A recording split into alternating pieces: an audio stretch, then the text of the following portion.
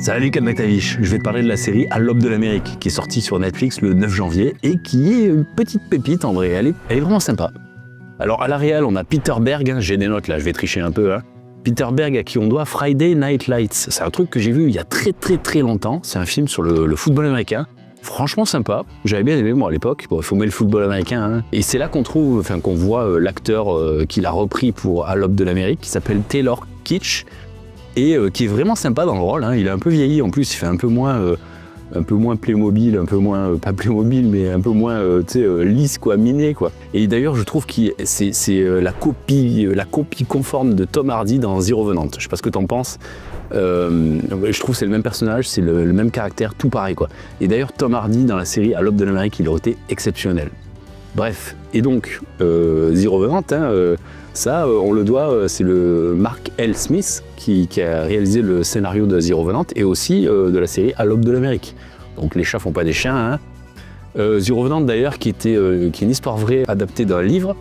Et je trouve que l'adaptation cinématographique, bien qu'elle soit jolie, qu'elle ait valu l'Oscar à DiCaprio, bon, elle s'éloigne un peu quand même de la réalité historique. Smith, on lui doit aussi Motel 1 et 2, donc un peu de gore, un peu voilà.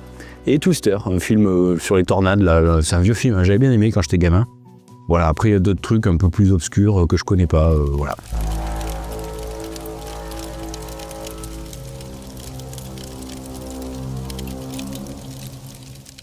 On va commencer par le parti no spoil. Alors le pitch de l'histoire, c'est une femme et son fils qu'on va suivre dans leur périple pour échapper à une menace. Et en gros, il va se constituer un petit groupe hétéroclite de gens qui vont voyager ensemble et qui vont rencontrer plein d'épreuves et de difficultés.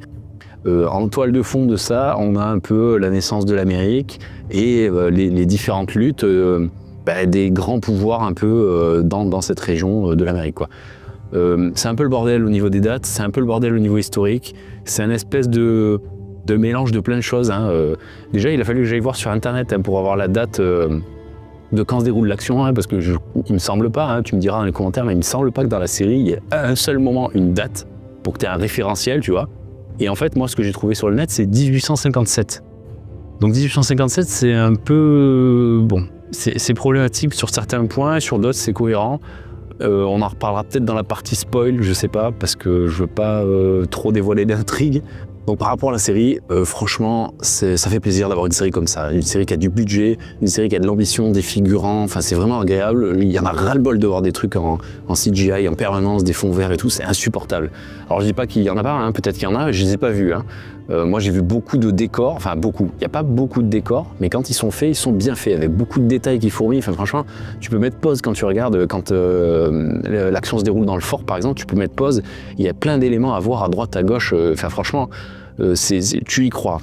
C'est même peut-être un peu trop crasseux, un peu trop pouilleux, un peu trop, tu vois.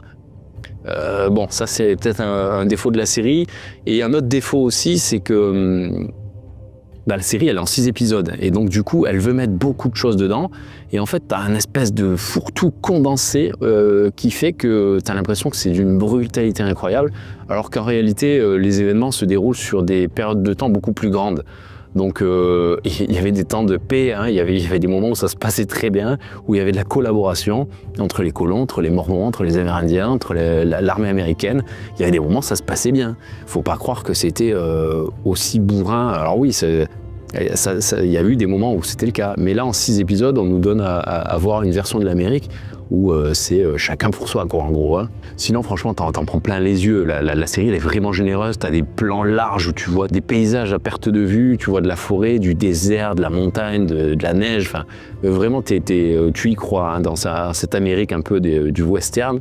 Cette Amérique ancienne, t'es vraiment immergé dedans et tu y crois. C'est agréable. Franchement, c'est agréable d'avoir des séries qui prennent le temps de reculer, de te montrer un peu l'ampleur. C'est vraiment cool. On voit ça que dans les films en général ou en CGI. Et là, franchement, ça rend vraiment bien, quoi. Sinon, du point de vue de l'histoire pure, tu t'ennuies pas. Dans les 6 épisodes, franchement, les 6 épisodes sont plutôt bien montés, bien rythmés. Il y a toujours un plot twist à la fin. T'as envie de voir le suivant. Non, franchement, l'histoire est bien racontée, bien montée.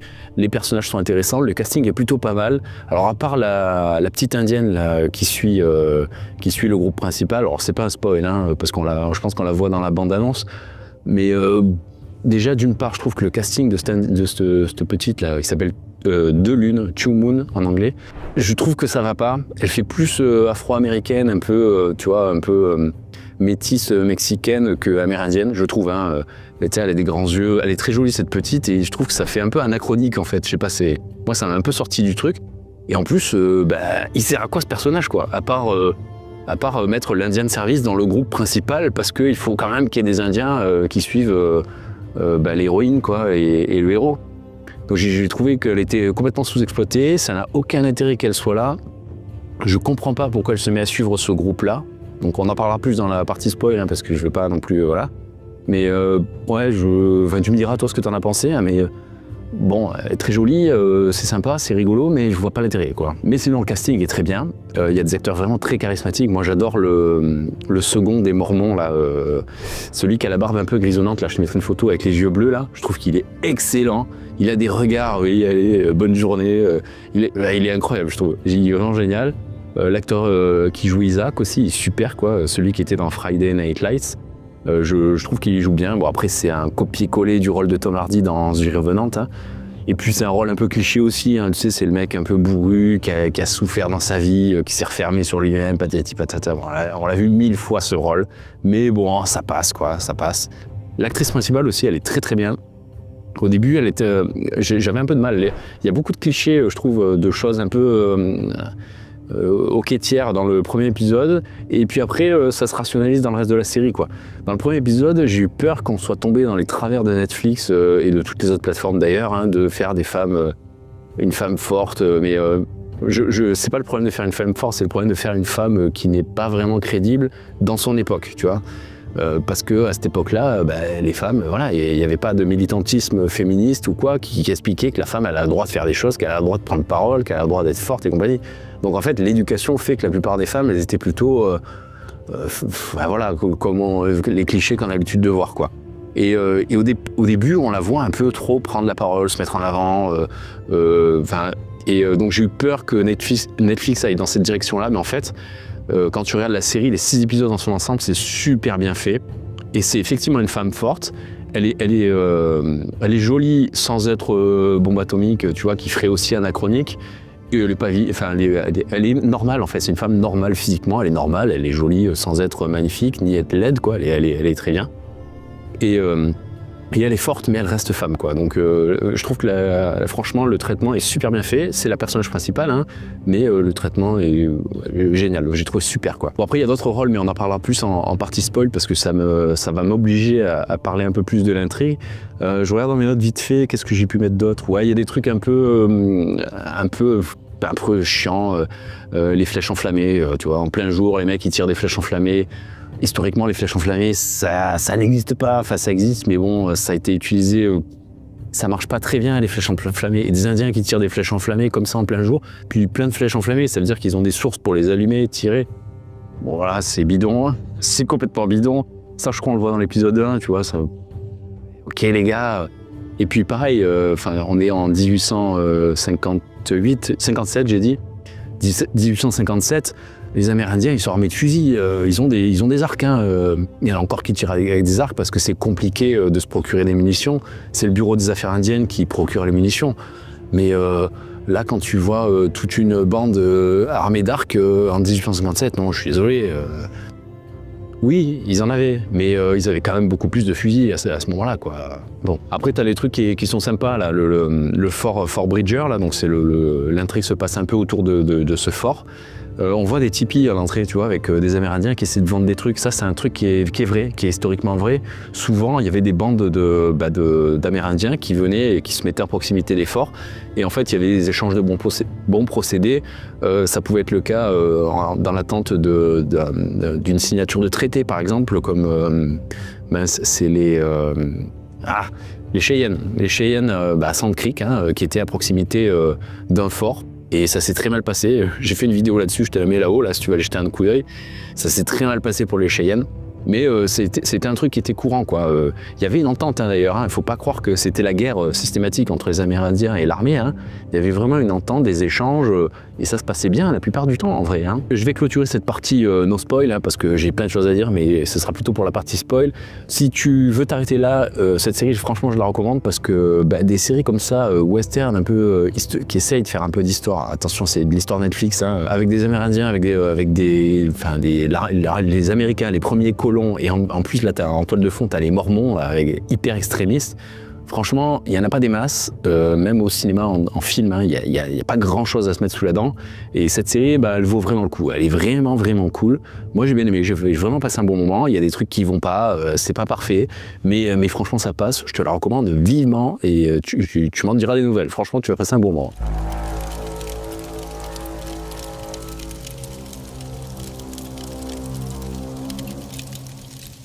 Donc on est en partie spoil, je pars du principe que tu t'en fous d'être spoilé et que tu as vu la série ou que tu vas la voir, mais que tu t'en fous de toute manière d'être spoilé.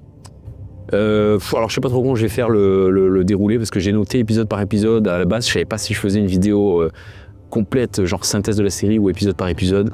Finalement, je fais synthèse. Donc ça va être le bordel dans ma prise de notes. Hein. Donc, qu'est-ce que j'ai noté? Les costumes, franchement, très bien. Historiquement, c'est cohérent. Que ce soit l'armée, les Mormons ou les Amérindiens. Donc, les Amérindiens, on a les Shoshones, les Shoshones.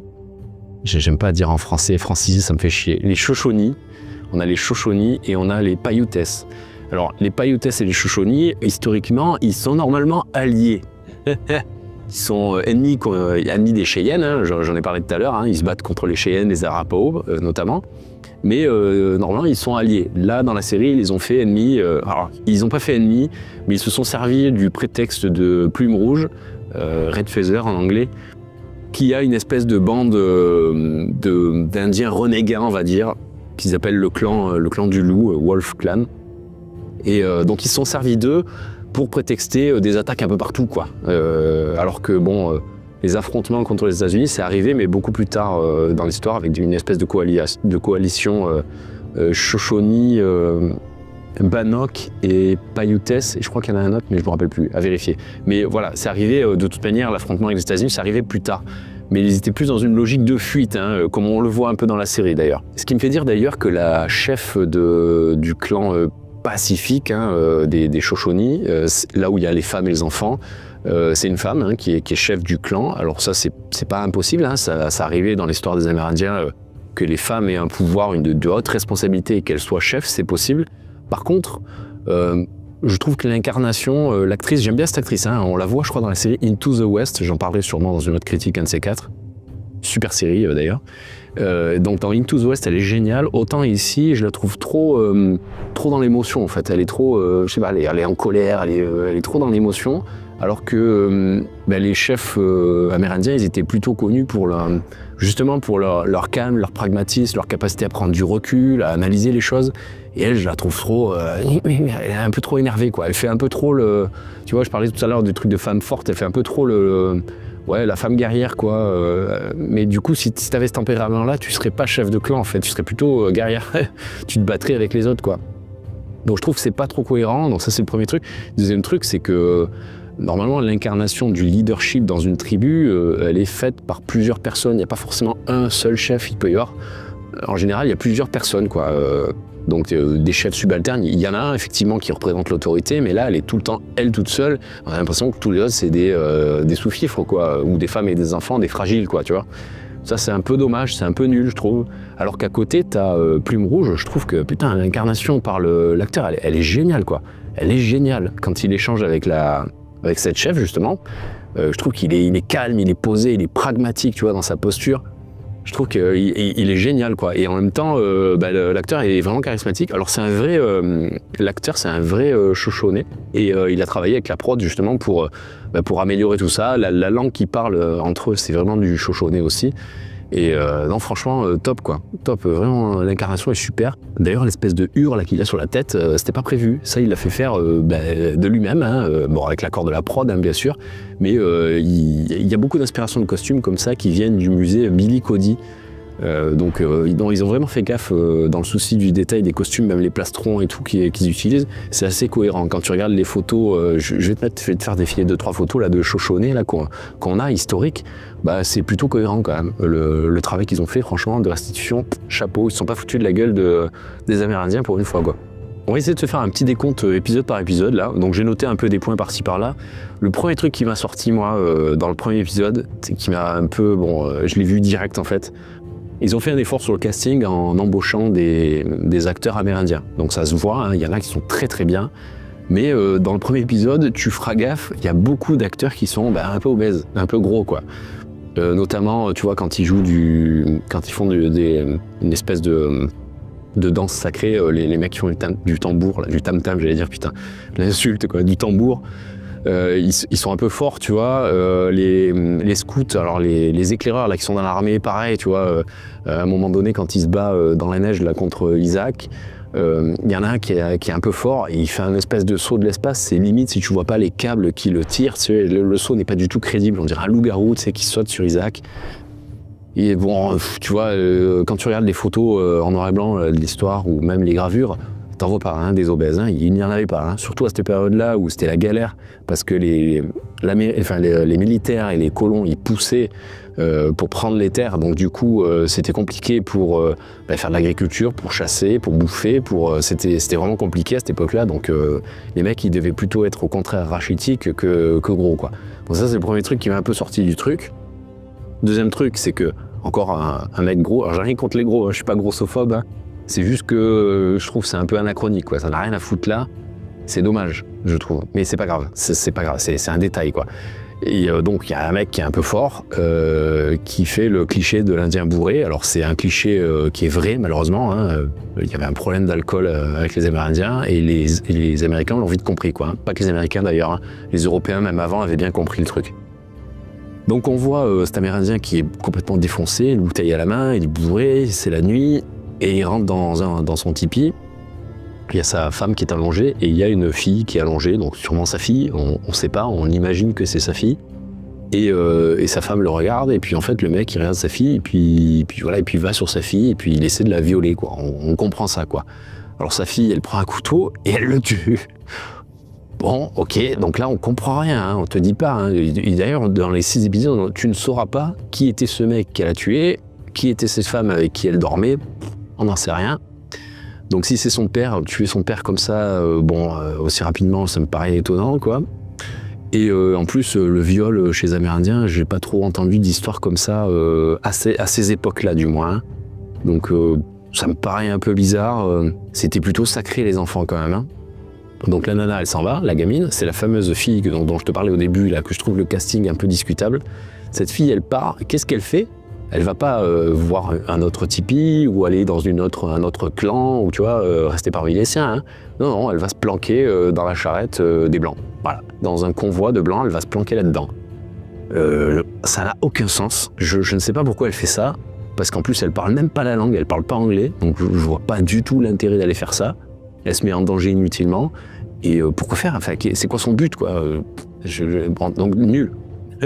L'introduction de la gamine nulle, le but de la gamine nulle, je comprends pas. Bref, donc elle se retrouve avec l'héroïne principale et son fils. Donc ensuite, la nana, elle arrive à Fort Bridger, elle cherche donc son escorte à cette nana, là, il se fait tuer. Et donc à Fort Bridger, elle cherche quelqu'un qui peut l'amener dans la ville pour retrouver son ex-mari, pour que son fils puisse du coup avoir un père, être protégé en cas de problème, etc., etc. Elle galère, machin truc, donc on voit, donc c'est là qu'est introduit Isaac, l'espèce de mec un peu bourru, tu vois, refermé sur lui-même, tu vois, c'est le stéréotype, quoi, voilà. Dans The Revenant, Tom Hardy, c'était le salaud affiché, un peu l'ambitieux. Là, c'est plutôt le mec un peu noble, tu vois, quand même, qui a souffert, tu vois, il a souffert, la vie a été dure avec lui, et puis voilà, il décidait de vivre comme un clodo, de puer, de pas se laver, tu vois, et jusqu'au jour où il va rencontrer une belle femme. Bon, bref, donc elle trouve ce mec. Finalement, par un concours de circonstances, il décide de l'accompagner, elle et son fils, très bien. Et là, il se passe tout un tas de trucs, pas très bien fait non plus, tu vois, qu'on voit des Mormons dans laquelle la femme se met avec son fils, il est attaqué, c'est une boucherie, et elle s'enfuit. Elle arrive à s'enfuir avec son fils. Alors putain, elle traverse tout le champ de bataille en courant avec son fils, qui a une espèce d'attelle à la jambe, là, un truc métallique, là. Alors je sais pas trop pourquoi il a ça. J'ai pas regardé historiquement à quoi ça servait ce genre de truc. Il me semblait que c'était pour les pieds beaux, mais il a pas l'air d'avoir un pied beau. Donc je sais pas pourquoi il a ça. Bref, en tout cas, la mère court avec son fils sur tout le champ de bataille. Elle traverse les flèches qui passent de partout. Et ils font pas toucher. Bref, bon, ça c'est un truc américain, ok. Ils tombent sur le héros et le héros les embarque. Et donc il fuit, machin, il se cache près d'un cours d'eau, donc il y a le bordel de l'eau, tu vois, à côté, donc je comprends pas trop pourquoi il se cache là, parce que du coup t'entends plus autour de toi ce qui se passe, tu vois, enfin il y a des trucs un peu incohérents comme ça. Mais bon, c'est des détails, on va dire que c'est des détails. Et donc à la fin de l'épisode, tu vois un espèce de vieux scalp, là, le mec se fait attraper la touffe et il se fait quasiment scalper intégralement, quoi. Donc belle blessure, tu vois, et l'épisode finit là-dessus. Si tu veux une vidéo sur le scalp, j'en ai fait une, hein, tu vas tout comprendre sur le scalp, tu vas voir la barbarie du truc, c'est incroyable. Et on arrive à l'épisode 2. Alors l'épisode 2, il y a plein de trucs qui m'ont un peu gavé. On va commencer quand même par les choses bien. Alors les choses bien, c'est qu'on voit beaucoup de fusillades dans celui-là, et en fait on voit que les tirs ils ratent en permanence. Et ça c'est plutôt vrai. À l'époque c'était des balles rondes qui étaient tirées. Alors l'armée américaine elle avait des canons rayés, donc la balle était guidée. Et donc tu avais l'effet Magnus qui est contré dans un canon rayé. Alors l'effet Magnus, c'est, je sais pas si tu as déjà tiré au pistolet à billes, mais quand tu tires au pistolet à billes, en fait, ça fait une courbe. Tu vois, la bille, elle part en cacahuète. Tu touches pas ta cible, c'est la galère. Et ben c'est ça l'effet Magnus. Et ça, c'est à cause des balles qui étaient rondes à l'époque, et les billes sont rondes aussi. Et comme c'est rond, ça se met à tourner un peu de façon anarchique, et ça dévie un peu la balle, quoi. Donc à l'époque, ils avaient que des canons lisses quasiment. Alors 1857, il y a beaucoup de canons rayés, hein, mais bon, la série, voilà, ils ont quand même des canons lisses, et donc c'est cohérent que les fusillades ratent un peu, que ça tire un peu n'importe où, d'autant plus avec les pistolets à la poudre noire, mais laisse tomber, quoi. C'était pas précis du tout, quoi. Dans cet épisode, il y a un truc qui m'a dérangé, je trouve, l'image elle est bleue. Alors je sais pas si c'est ma télé ou quoi. Tu me diras toi comment t'as trouvé, mais en fait l'image elle est vachement bleue, quoi. Alors je crois qu'on est beaucoup dans la neige et tout, mais je sais pas pourquoi ils ont fait cette colorimétrie, c'est très bizarre, ça m'a un peu sorti du truc. Mais sinon, ouais, c'est là que l'intrigue elle commence un peu à se dévoiler. On apprend l'existence de la Nauvoo Legion. Alors ça, c'était une milice qui existait entre les années 1841 et 1845. Et cette milice, elle était composée de 2500 mecs, c'est énorme, hein. Et elle protégeait les Mormons, effectivement. Donc là, il y a, tu vois, quand je te parlais de fourre-tout un peu historique, là, ils ont foutu ça, donc c'est vrai, hein, elle existait, cette légion, mais pas à cette époque-là. À l'époque de la série, la 1857, non, elle était déjà déglinguée par l'armée américaine, en fait. Mais elle existait de 1841 à 1845. Donc on apprend l'existence de ce truc, on voit un peu arriver les intrigues entre les Mormons, les États-Unis et les peuples amérindiens. Et alors ça, j'ai bien aimé le côté mormon, parce qu'en fait, les États-Unis, c'est un pays qui s'est construit sur la base des pires Européens, les Européens les plus extrémistes, les plus ambitieux, les régicides, enfin tu vois, c'est les pires Européens, quoi, à la base, hein, les États-Unis, quoi. Et donc là, on le voit parce que, à travers les Mormons, il y a énormément de courants religieux. Donc, tu as les Mormons, tu as les luthériens, enfin, il y en a plein. Luthériens, c'est pas des Mormons. Donc, je vais pas dire de conneries parce que je m'y connais pas trop, mais il y a énormément de courants religieux aux États-Unis qui sont extrémistes, qui sont très extrémistes, quoi, comme on a pu le voir avec les Mormons. Alors, les Mormons, ils se sont peut-être calmés là aujourd'hui, hein, mais à l'époque, oui, ils étaient un peu comme ça, quoi. Donc ça, je trouve ce côté plutôt sympa. Alors c'est toujours pareil, hein, c'est une série Netflix, donc c'est appuyé, tu vois, c'est les méchants, ils complotent, ils machin, ils font les coups en douce. Voilà, c'est une série Netflix, hein, c'est pas voilà.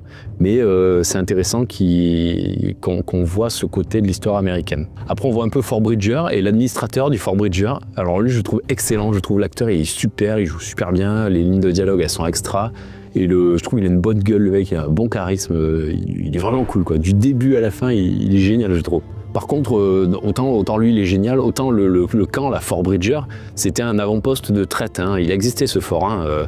C'est un avant-poste de traite. Par contre, il n'a pas disparu avec l'incendie des Mormons, comme il nous le montre dans la série, hein. Il a été fermé beaucoup plus tard. Je sais plus si j'ai noté la date 1800... Est-ce que j'ai noté la date de Fort Bridger? Ouais, 1890, tu vois, et la série se passe en 1857. Donc il a fermé beaucoup plus tard, hein. C'est pas les Mormons qui ont mis un terme à Fort Bridger, hein. Fort Bridger, c'était un fort qui était sur la piste de l'Oregon et donc qui permettait aux gens de venir se ravitailler, tu vois, d'acheter de la bouffe, d'acheter, réparer des choses. Enfin voilà, c'était un poste d'échange important à l'époque sur la piste de l'Oregon qui permettait de lier la côte est des États-Unis à la côte ouest jusqu'à l'Oregon du coup en passant par les Rocheuses. C'est une piste très importante à l'époque. Donc dans l'épisode 2, alors je sais plus si c'est au début de l'épisode 2 ou à la fin ou dans l'épisode 1, mais Isaac il prend une flèche dans la jambe. Est-ce que tu te rappelles cette scène? Il est dans un champ, une espèce de champ, il vient de tuer un mec je crois, il y a un gars qui sort de la forêt et il lui balance une flèche dans la jambe quoi. Donc il casse un côté de la flèche et il casse l'autre côté, hein, comme ils font dans tous les films. Je sais pas si c'est vraiment judicieux de casser les deux côtés. Le fait est que dans cet épisode 2, la flèche a disparu. On ne parle plus de cette blessure, alors qu'il a quand même la cuisse transpercée, le type. Là, on parle de la cuisse, hein. Je sais pas si tu as déjà fait des squats. Quand tu fais des squats et que tu as des courbatures au centre de la cuisse, mais tu peux plus rien faire. Tu peux plus te lever, tu peux plus bouger. Imagine-toi transpercé par une flèche. Bon, là, dans l'épisode 2, la flèche a disparu, la blessure est guérie, tout va bien, on n'en reparle plus, quoi. Ils ont un problème avec les blessures hein, dans ce film, hein, dans cette série, je trouve. T'as le scalp aussi, là, de Pratt, là.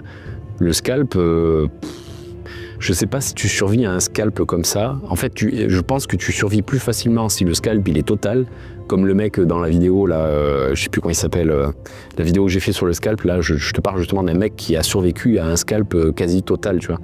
Ils ont enlevé l'équivalent d'un iPad de son crâne au mec. Il a survécu, tu vois. Et je pense que tu survis plus facilement comme ça, parce que du coup, il n'y a plus de chair, en fait, pour s'infecter, que juste recouvrir le...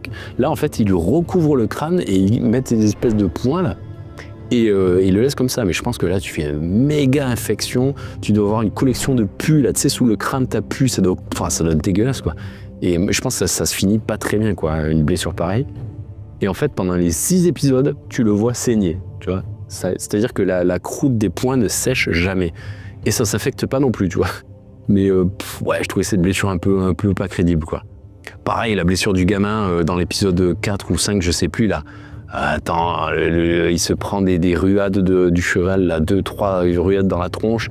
Il lui pète la jambe, le cheval. Il fait quoi? Il prend une vieille planche dans la cabane, il casse la planche, là, il lui fout ça sur le tibia et c'est bon, ça va passer, quoi. On va attendre que la fièvre redescende. Non mais la blague, quoi. Et même la cautérisation, tu vois, la cautérisation, en cas d'urgence, tu peux le faire, ça détruit localement, ça détruit les bactéries et tout. Le truc, c'est que là, le gamin, il avait les os pétés. Donc tu remets les os en place, tu sais pas s'il y a des fragments et tout, mais en fait, les bactéries, tu les remets en interne. Tu laisses la peau cautériser par-dessus, ça veut dire qu'en interne, tu as les bactéries qui commencent à se développer, qui continuent de se développer, de bouffer l'os et compagnie. Donc le gamin, il était condamné. Je pense qu'il était foutu. Même en coupant la jambe, je pense que c'était cuit. La gangrène, aujourd'hui, on galère encore à la soigner. Putain, à l'époque, laisse tomber, quoi. Ouais, donc du coup, après, il lui fait une béquille. Hein, et puis même, tu vois, au tout début, ce gamin, là, il avait une espèce d'attelle, là, tu vois, mais il l'enlève après, parce qu'elle couine un peu, tu vois, quand il marche, donc c'est gênant, donc il lui fait enlever, et le gamin, il marche, tu vois, très bien, il n'y a pas de problème, quoi.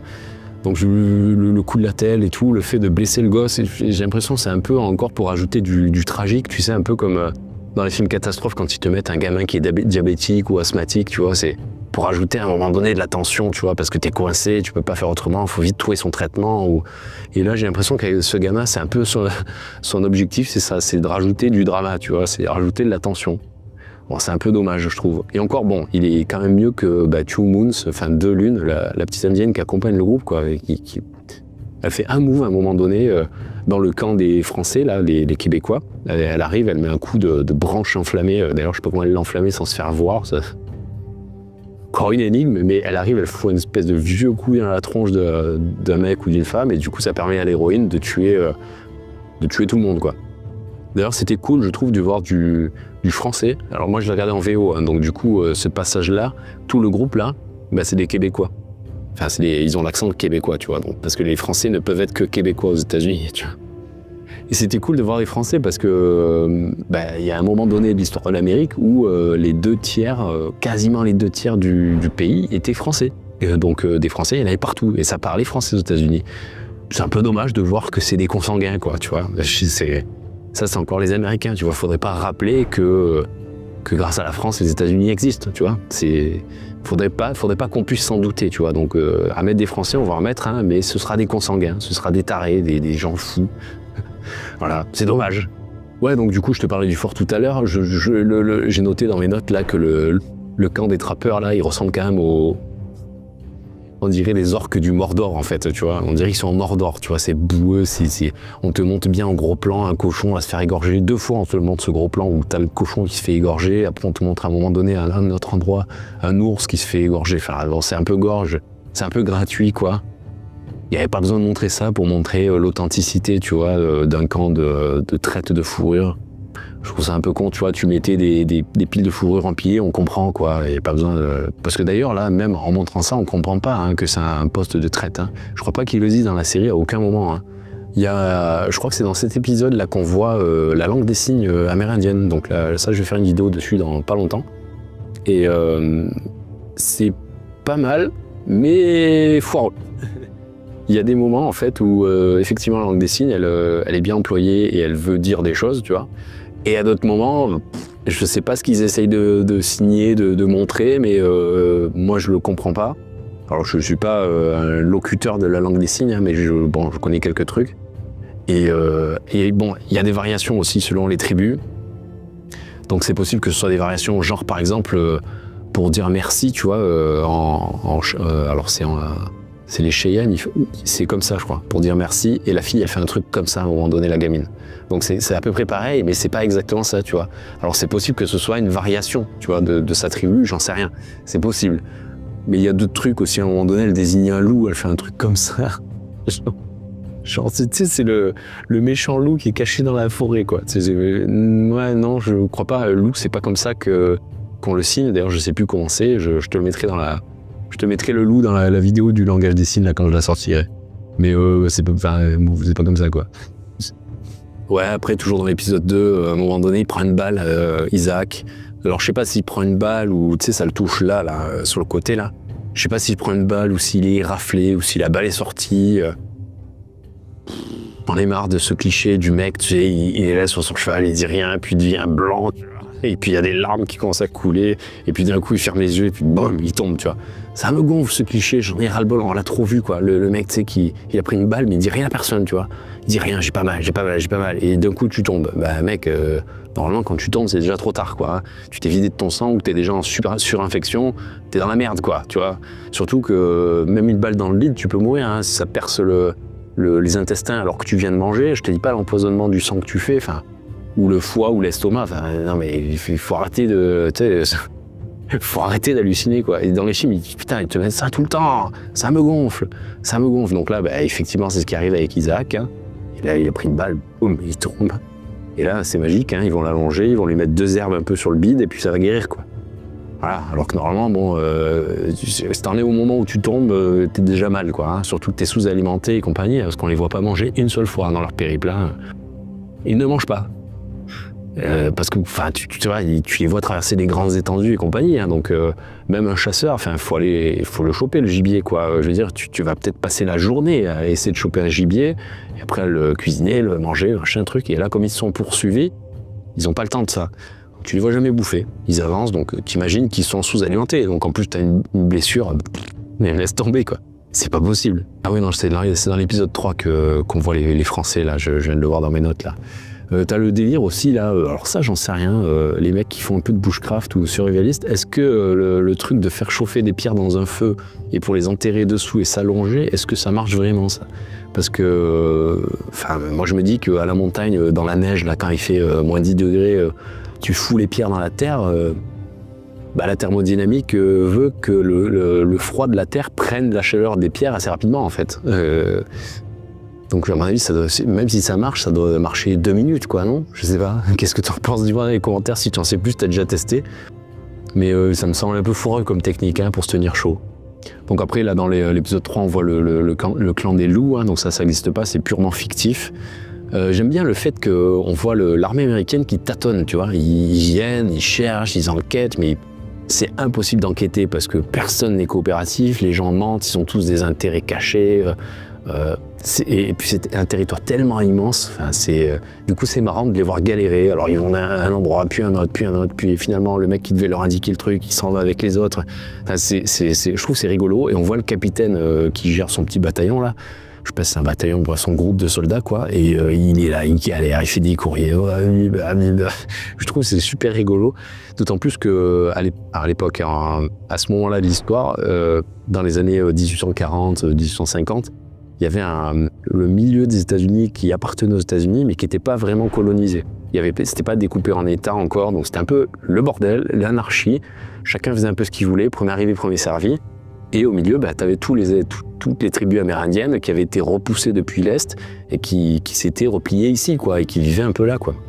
En plus des Amérindiens qui étaient là déjà depuis longtemps, les Indiens, les fameux Indiens des plaines, quoi. Donc ce territoire non conquis, non organisé, on va dire, c'était la jungle, quoi. C'était le bordel. Donc là, je t'ai parlé un peu de l'épisode 3. Je n'ai pas noté beaucoup plus de trucs sur l'épisode 3. L'épisode 4, donc là, l'épisode 4, ouais, j'ai noté, je crois que c'est là qu'ils enlèvent la prothèse du gamin, là, et puis il se met à marcher comme si de rien n'était. Il boite même pas, je veux dire, il marche normalement. C'est nul, quoi. Il y a un petit monologue de la chef du clan des pacifistes Shoshone. Elle te fait un monologue en anglais absolument parfait sur la fin des Shoshone. C'est un peu ridicule, c'est un peu cliché, j'ai trouvé. Ça m'a pas transporté, quoi. Et par contre, à l'opposé, t'as le discours de Plume Rouge qui est juste génial, quoi. Je trouve le pragmatisme et tout, il est excellent. Je trouve qu'il est super, il incarne vraiment bien le personnage, je trouve. On voit encore trop d'animaux égorgés, des trucs, c'est un peu gratuit, quoi. C'est là qu'on voit Plume Rouge, hein, il est plutôt cool, franchement, l'acteur il est génial, quoi. Pour Plume Rouge, c'est une invention, hein. Comme le clan des loups, ça n'existe pas. Par contre, il y avait un Plume Rouge chez les Cherokees, et lui, c'était plutôt un mec pacifiste, quoi, hein. C'était pas un va-t-en-guerre comme on le voit dans la série, là. Mais chez les Shoshone, il n'y avait pas de Plume Rouge, hein. Là, on voit aussi le pétage de plomb de Pratt, hein. Franchement, je sais pas comment il a pas pété un plomb avant, hein, avec l'espèce l'espèce de mec bizarre là qui louche un peu là. Il arrête pas de parler de sa femme et compagnie. Putain, moi je le rattrapais à coups de cailloux, mais depuis le début, quoi. Tu vois, mets-toi à la place de Pratt, quoi. Le type, il s'est fait à moitié scalper, il a vu tout le monde mort. Sa femme a été enlevée, elle est chez des Amérindiens qu'on te vend comme sanguinaires, violents, qui vont la violer, la torturer et tout. Et t'as un mec, tous les jours, dès qu'il a l'occasion, il te balance une petite vanne sur ta femme, il t'enfonce, il pique, putain, mais lui. Heureusement qu'il pète un plomb, Pratt, parce que je me dis, mais ce type n'est pas humain, Pratt, c'est pas possible. Pas possible d'encaisser autant et de rien dire, quoi.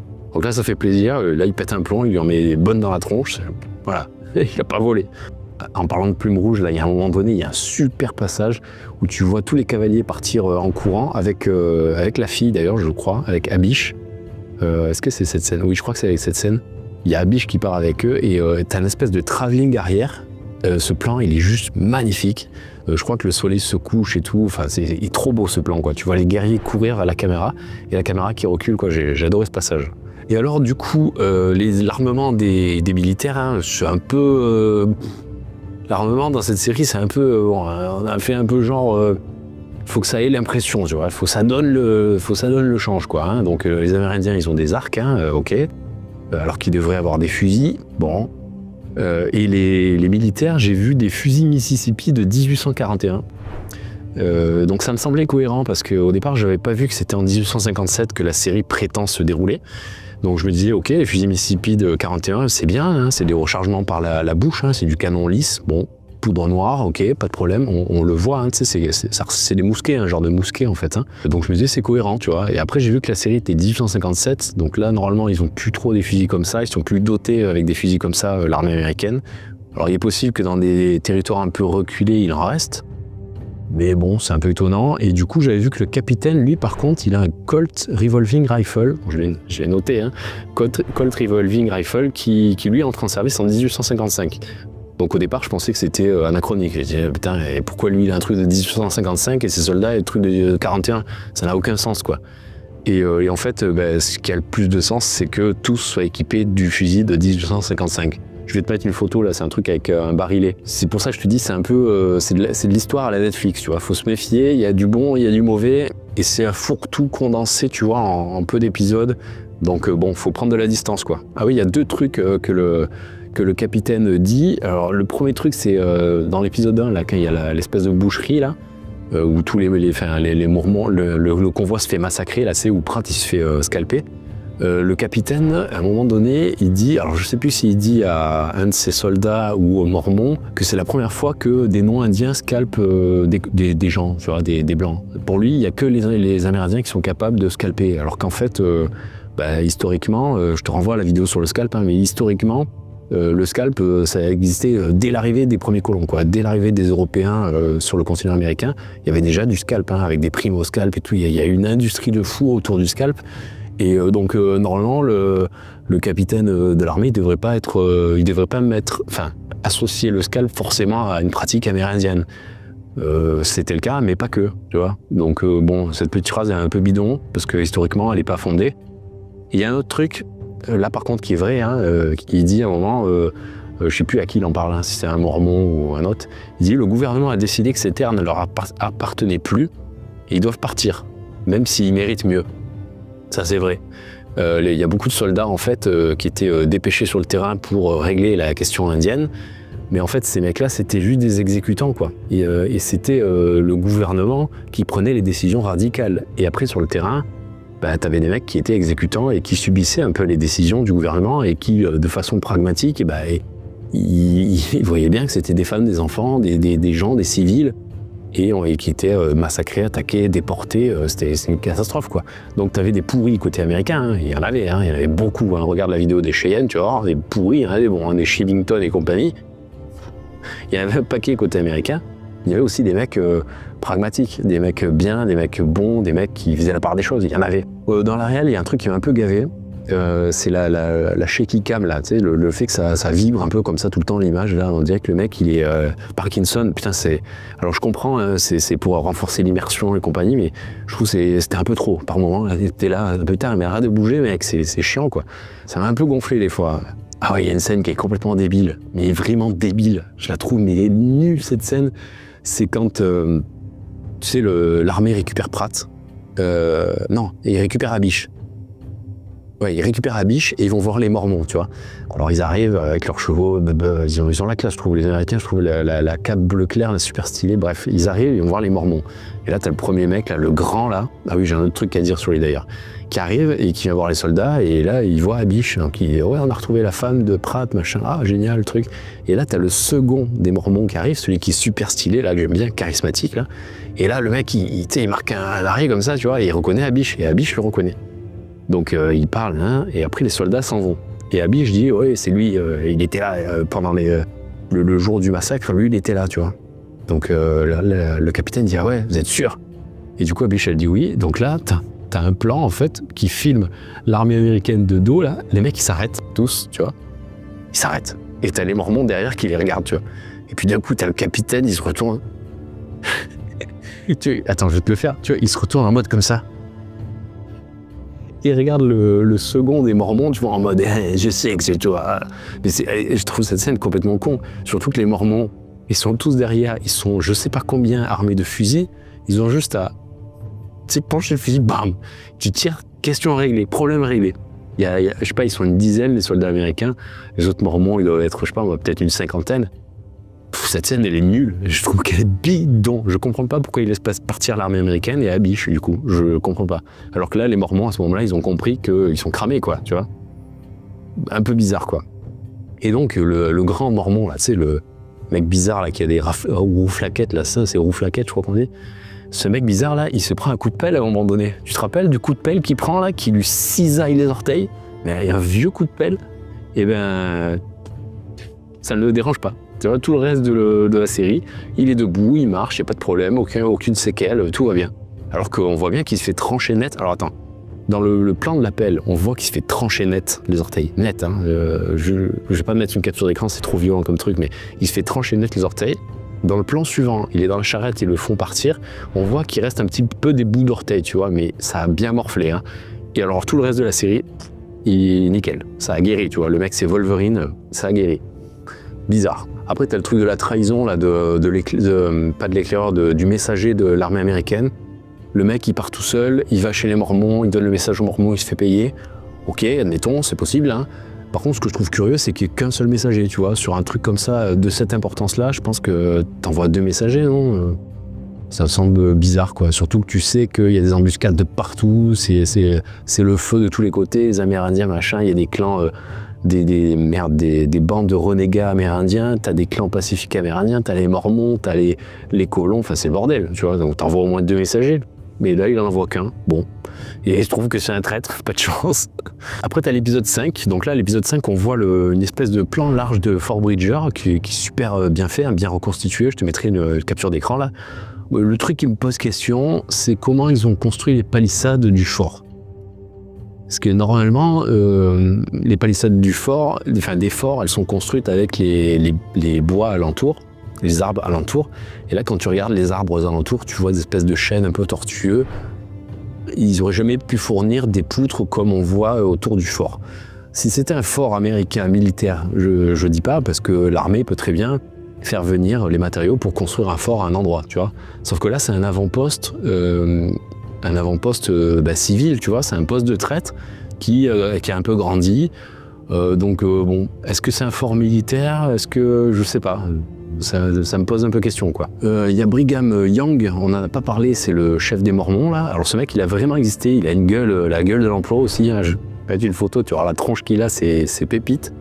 Et je trouve que l'acteur est super, il joue bien son rôle, il est bien, tu vois, par devant, c'est des courbettes, et puis il parle bien, tu vois, à chaque fois, dès qu'il y a des civils, oui, God bless you, tu vois, ça me tue, la religion à cette époque, c'est incroyable, quoi. Mais en arrière-plan, le gars, il n'hésite pas à tuer, là, il veut brûler le fort, du coup, pour... ça aussi, d'ailleurs, je comprends pas. Il veut brûler le fort parce qu'il veut pas qu'il y ait... une place qui pourrait devenir une place forte qui servirait de base de soutien pour attaquer les Mormons. Je ne comprends pas pourquoi il met autant d'argent pour acheter le fort et pourquoi il ne le garde pas, en fait. Parce que tu vois, les Mormons, ils sont au milieu des champs, tu vois, et à un moment donné, il fait un prêche, c'est une estrade avec des clodos qui sont assis devant dans un champ, quoi. Il y a ça, et le camp de leur armée, de leur milice, là, c'est des tentes, quoi, tu vois, c'est des tentes au milieu de la pampa. Je comprends pas pourquoi ils prennent pas le fort et ils le renforcent, quoi. Et ils en font, je sais pas, l'espèce de capitale de base de leur église mormone, quoi, tu vois. Je comprends pas, ils foutent le feu, je vois pas le truc, quoi. Après, là, tu vois, la jambe du gamin, bien sûr, elle s'infecte, hein. Logique, hein, vu ce qui s'est passé. Et qu'est-ce qu'il fait? Il fait chauffer une espèce de serpette. Alors au début, tu te dis, putain, il va l'amputer, quoi. Donc il fait chauffer une espèce de serpette. Attends, je vais te mettre une capture d'écran de la serpette, hein. Et le machin, on dirait un truc de cosplay, tu sais. Et le métal est hyper épais, on dirait qu'il n'est pas du tout aiguisé, tu vois. Il fout ça au feu, du coup tu te dis, oh, il va couper la jambe avec ça. Le gamin, il est mort, c'est sûr, il est foutu, hein. Et en fait, il fait une cautérisation. Bon, ok. Ça se faisait beaucoup à l'époque, hein. Ça peut marcher, une cautérisation sur une coupure, tu vois, t'as une coupure un peu infectée, un truc pas joli avec du pus, tu fais une cautérisation, ça va cramer localement la peau, ça va tout détruire, hein, mais ça stérilise la plaie, ok. Mais là, bon, on en a parlé tout à l'heure, hein, les os infectés, à moitié pétés, laisse tomber, il est mort le gamin.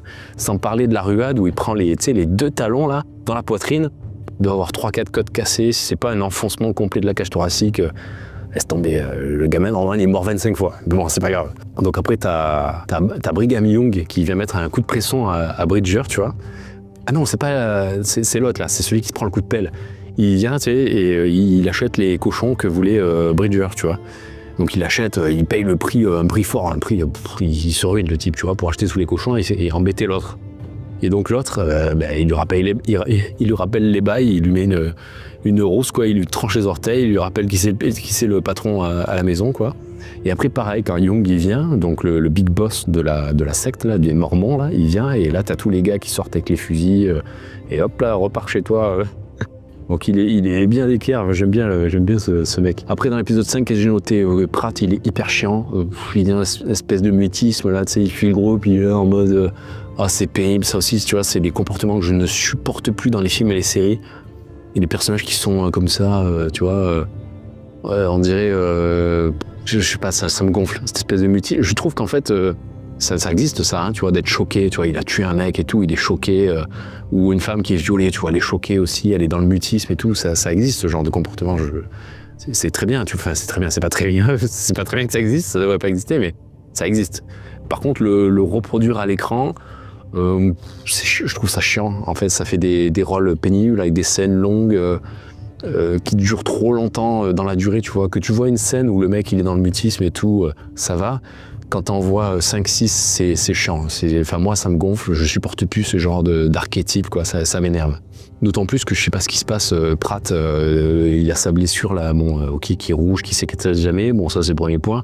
Puis il y a tout le temps du sang qui coule. Son œil devient de plus en plus rouge.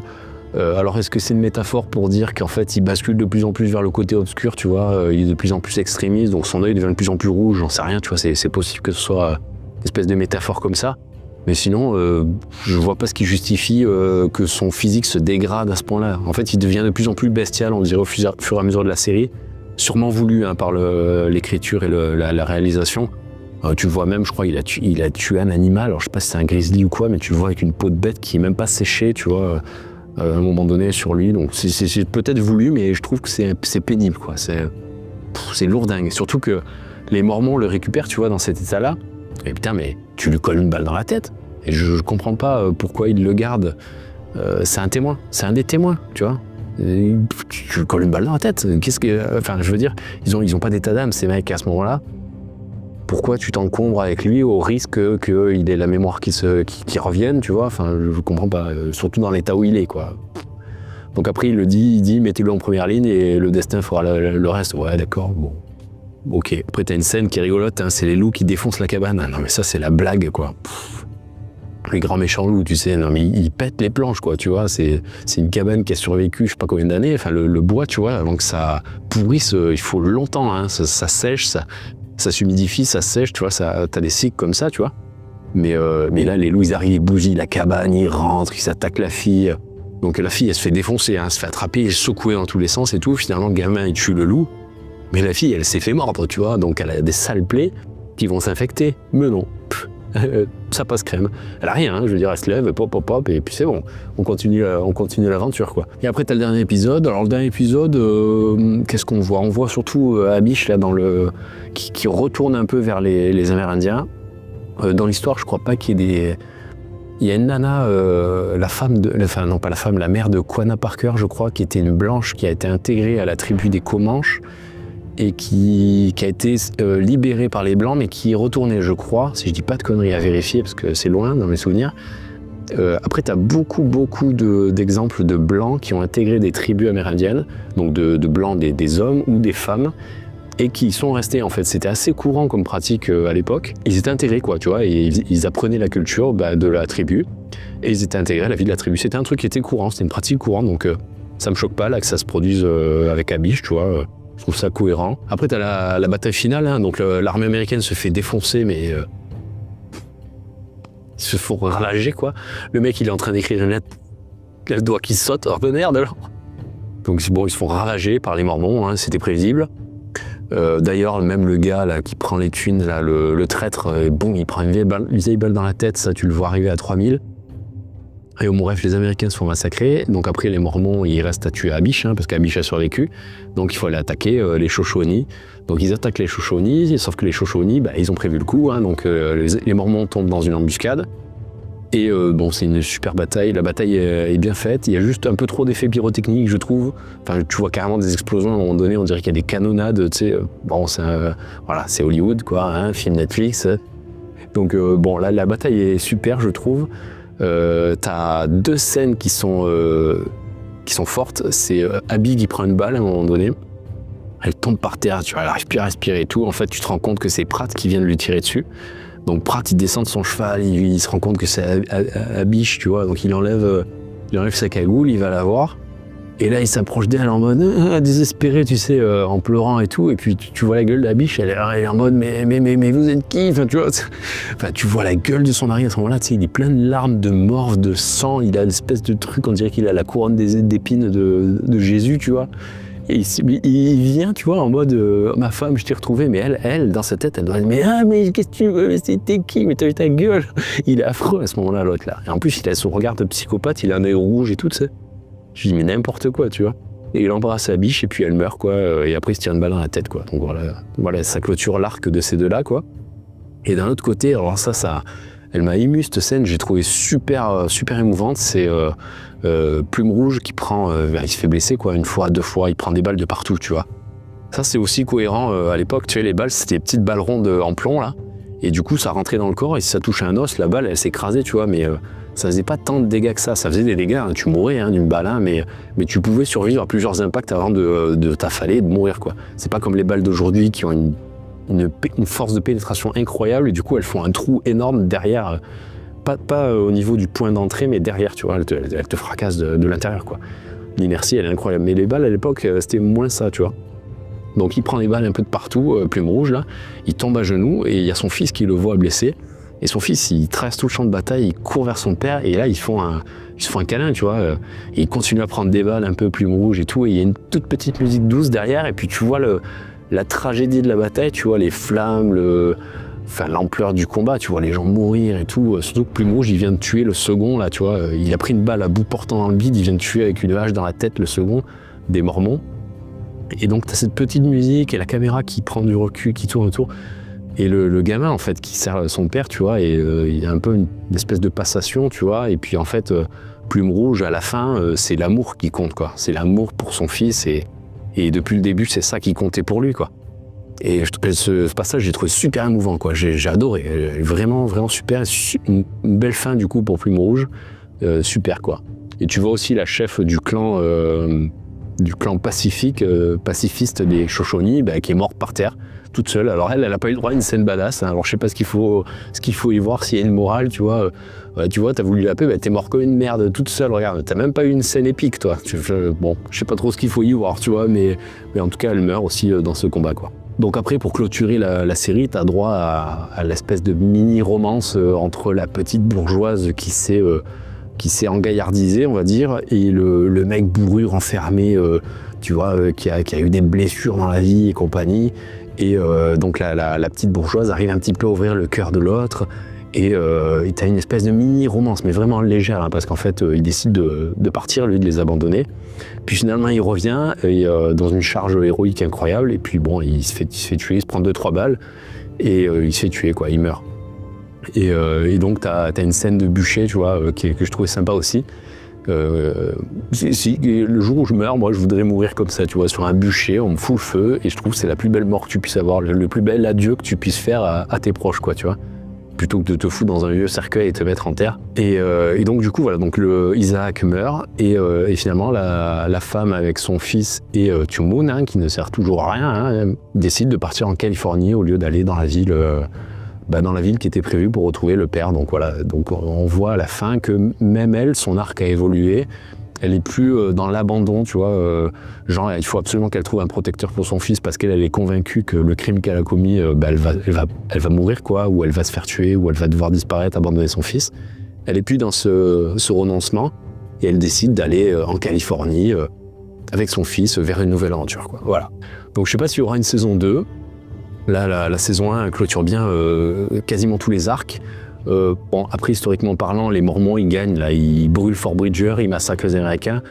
Historiquement, dans la guerre de l'Utah, là, de 41 à 45, avec cette fameuse milice, là, ils se font éclater, hein. Les Américains, l'armée américaine, elle les éclate, hein. Et Fort Bridger, il n'est pas brûlé, hein. Il n'est pas fermé à ce moment-là, quoi, hein. Donc bon, encore ils font gagner les Mormons, là. Bon. Mais du coup, je sais pas s'il y aura une saison 2. Moi, franchement, je suis client. Hein, si ils me font une saison 2, là, comme ça, avec d'autres histoires, d'autres tribus amérindiennes, je signe direct, quoi. Je me suis régalé, j'ai passé un bon moment. Il y a des imprécisions, il y a des choses qui sont pas bien et tout, il faut le prendre avec du recul. Mais franchement, dans l'ensemble, j'ai passé un bon moment. Et moi, je serais client pour une saison 2. Alors, peut-être pas avec les mêmes personnages, faut voir, hein, mais ouais, je serais client. Et je te recommande vraiment de la voir, la série, si tu l'as pas vue. Parce que elle est vraiment cool, elle est vraiment sympa, c'est une très bonne série pour un début de 2025 là, franchement, pépite quoi, je me suis régalé moi. Voilà, c'est tout pour la critique. Pense au petit pouce bleu, au petit commentaire. Si t'es pas abonné, je t'invite à t'abonner. Clan et Tribus, c'est une chaîne qui parle d'histoire, mais de l'histoire du point de vue des clans et des tribus, qui sont des petits groupes d'hommes et de femmes qui réalisent des choses incroyables. Sur ce, je te dis à la prochaine. Ciao.